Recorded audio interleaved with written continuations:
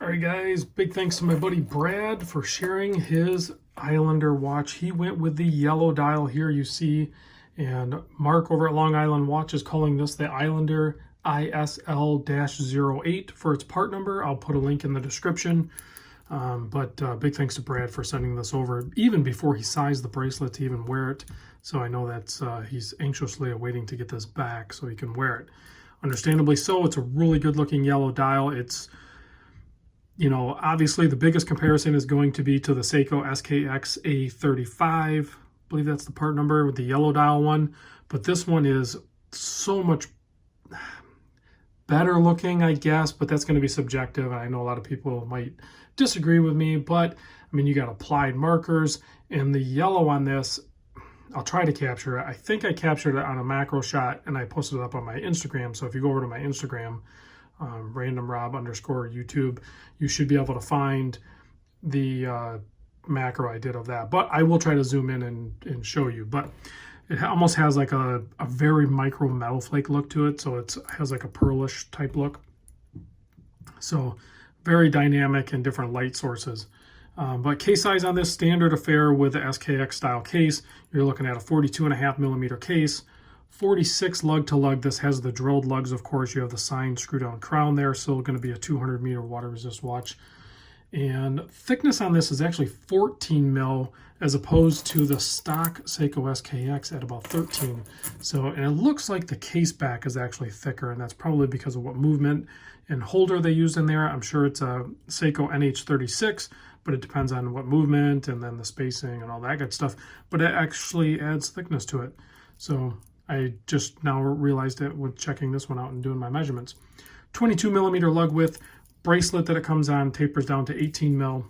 You have milled clasp, stamped section here and here, 3 micro adjusts. So it's kind of like a more for a hybrid in between a milled clasp, but with like a standard Seiko feel to it. I actually really prefer that.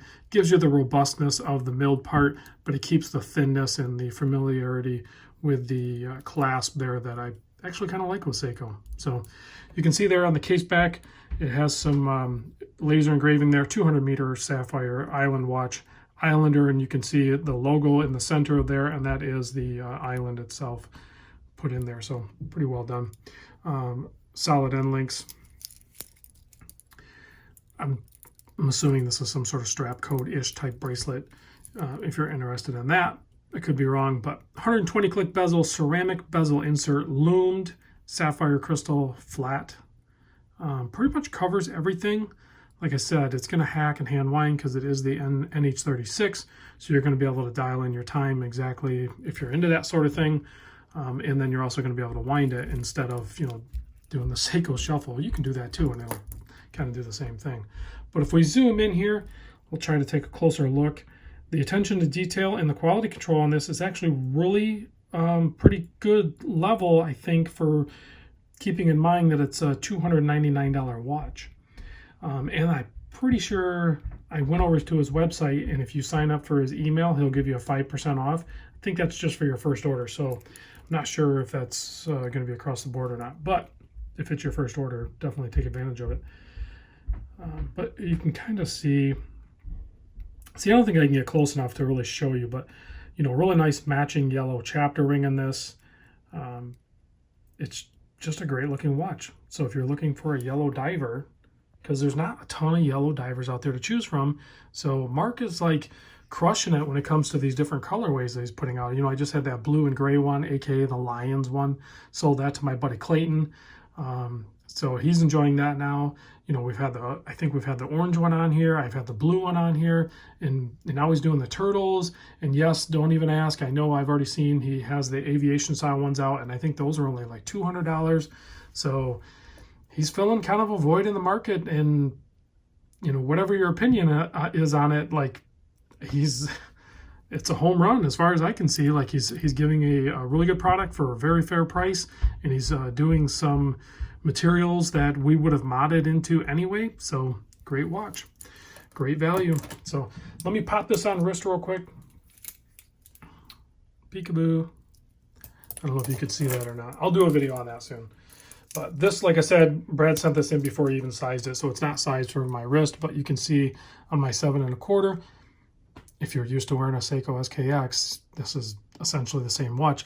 Although I am noticing now, I can kind of tell that 1 millimeter, it's crazy, but now that I know that it's 14 and not 13, I can tell. So like if you're wearing NATOs and stuff like that, keep that in mind. It's a little bit thicker than the stock SKX. Well, let's not show it next to that one. Let's show it next to this one, the SKX 011. That way we have some color going on here. And of course, like I said, the Islander also comes in the orange variant as well.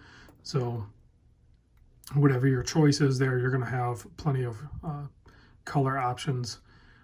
Whether you're going to do an SKX or an Islander or whatever your choices are, they're all really good watches. And like I said, this one at only $300, sapphire crystal, ceramic bezel, insert loomed, screw down crown. It's got all the good stuff, right? So let's kill these lights and we'll give you a loom shot. You know what? I better move the, we got the hands blocking each other there. Let's move those guys for you real quick. You know, and somebody asked me too about the, you know, operating the crown. It's been mentioned, and it's always existed even with the SKX. The bottom side of the crown guards are a little bit sharp. That's why I strongly suggest, whether Islander watch ends up adding them later, or if you want to add it on your stock SKX or even an aftermarket one, crystaltimes sells a stem and crown assembly. You can buy it already assembled, so you pop the case back off. There's videos and tutorials on how to remove it. You pop that guy out, pop this new one in, and it's an oversized crown. It kind of mitigates the sharpness that you might feel on these back sides of the crown guards here.